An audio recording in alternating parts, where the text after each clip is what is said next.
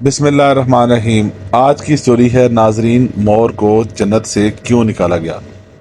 مور جتنا اب خوبصورت ہے اس سے کہیں زیادہ جنت میں خوبصورت تھا۔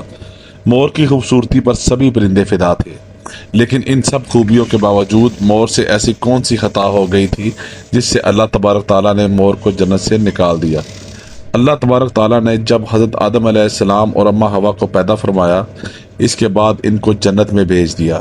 وہ دونوں جنت میں بہت ہی پرسکون رہتے تھے، بہت ہی لذیذ میوے پھل کھایا کرتے تھے، لیکن ایک اناج جس کو کھانے سے اللہ پاک نے انہیں منع فرمایا تھا وہ تھا اناج گندم۔ چونکہ شیطان حضرت آدم علیہ السلام کی وجہ سے ہی جنت سے نکالا جا چکا تھا، اسی وجہ سے شیطان کی حضرت آدم علیہ السلام سے دشمنی ہو گئی تھی۔ شیطان یہ چاہتا تھا کہ وہ کسی بھی طرح حضرت آدم علیہ السلام کو جنت سے نکال دے اور ساتھ میں اماں حوا کو بھی جنت سے نکلنا پڑے۔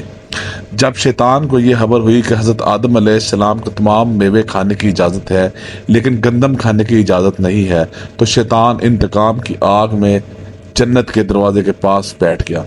وہ 300 سال تک وہاں بیٹھا رہا کہ کوئی جنت کے دروازے سے باہر آئے اور شیطان اس سے بات کر سکے۔ ایک دن اچانک مور جنت سے باہر آ گیا۔ شیطان اس کو دیکھتے ہی بہت خوش ہوا۔ شیطان نے پوچھا، اے خوبصورت پرندے، تم کون ہو؟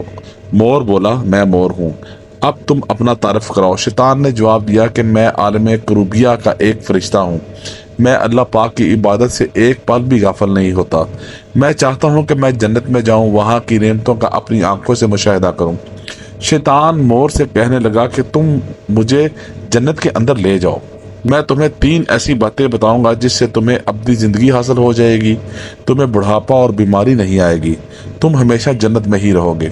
شیطان کی یہ باتیں سن کر مور لالچ میں آ گیا اور اس نے کہا کہ مجھ میں تو اتنی طاقت نہیں کہ میں تمہیں جنت کے اندر لے جاؤں، لیکن ایک سانپ میرا دوست ہے، وہ شاید تمہاری مدد کر سکے۔ مور پھر سانپ کے پاس گیا اور اس کو ساری بات بتائی۔ سانپ بھی شیطان کی باتوں سے بہت خوش ہو گیا، پھر شیطان کو اپنے منہ میں چھپا کے جنت میں داخل ہو گیا اور یوں شیطان اپنی چال میں کامیاب ہو گیا۔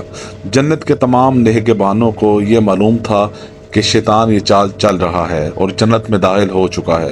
فرشتے شیطان کو جنت سے نکالنے لگے، تب ہی اللہ پاک کا حکم ہوا کہ اس کو ابھی تک جنت میں ہی رہنے دیا جائے۔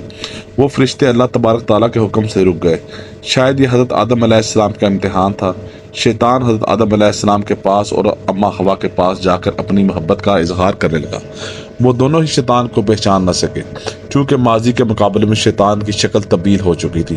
شیطان کے کہنے لگا کہ میں چاہتا ہوں کہ آپ دونوں ہمیشہ جنت میں اسی طرح زندگی گزاریں، ہمیشہ خوش رہیں۔ حضرت آدم علیہ السلام اس کی بات بہت غور سے سننے لگے۔ شیطان نے کہا، اگر آپ میری بات مان جائیں تو آپ کو جنت کی اور بھی تمام سہولتیں ملیں گی۔ حضرت آدم علیہ السلام شیطان کے بہکاوے میں آ کے کہنے لگے کہ یہ کس طرح ممکن ہے؟ شیطان کہنے لگا کہ ایک گندم کا دانہ اگر آپ دونوں چکھ لیں تو آپ کو ابدی حیا حاصل ہو جائے گی اور آپ جنت میں ہی رہیں گے۔ یہ بات سن کر حضرت آدم علیہ السلام کے دل میں رجحان پیدا ہوا، لیکن ان کے دل میں اللہ کی نافرمانی کا خوف غالب آ گیا، جبکہ اماں حوا شیطان کی باتوں میں آ گئیں، جس پر اماں حوا نے حضرت آدم علیہ السلام کو راضی کر لیا۔ پھر اس کے بعد ان دونوں نے اس گندم کے دانے کو چکھ لیا۔ جیسے ہی گندم کا دانہ ان کے اندر گیا تو دونوں کے سطر واضح ہو گئے، جس کے بعد دونوں اپنے اپنے سطر چھپانے لگے اور خوف خدا سے کانپنے لگے۔ اسی دوران اللہ تبارک تعالیٰ نے فرشتوں کو یہ حکم دیا کہ حضرت آدم علیہ السلام اور اماں حوا دونوں کو زمین پر اتار دو۔ حضرت آدم علیہ السلام کو سری لنکا کے قریب نیچے زمین پر بھیج دیا، جبکہ اماں حوا کو جدہ کی سرزمین پر اتارا گیا۔ جن خوبصورت پیروں سے چل کر مور شیطان کو جنت کے اندر لے کے آیا تھا، وہی خوبصورت پاؤں اللہ پاک نے مور سے لے لیے۔ سانپ جو اپنے منہ میں شیطان کو چھپا کر لایا تھا، اس کے منہ کی خوبصورت خوشبو کو چھین کر اس میں زہر ڈال دیا، پھر مور کے ساتھ ساتھ سانپ کو بھی جنت سے نکال دیا گیا۔ ناظرین، یہ تھی آج کی اسلامک سٹوری، جس سے ہمیں پتہ چلتا ہے کہ پہلے دور کے ہوئے واقعات میں کس طرح سے حضرت آدم علیہ السلام اور حضرت اماں حوا شیطان کے بہکاوے میں آئے اور جنت سے نکال کر زمین پر بھیج دیے گئے، اور زمین پر ان کی کئی سو سال کی توبہ کے بعد اللہ تعالیٰ نے ان کی معافی کو قبول کیا اور دنیا کی زندگی کا آغاز ہوا۔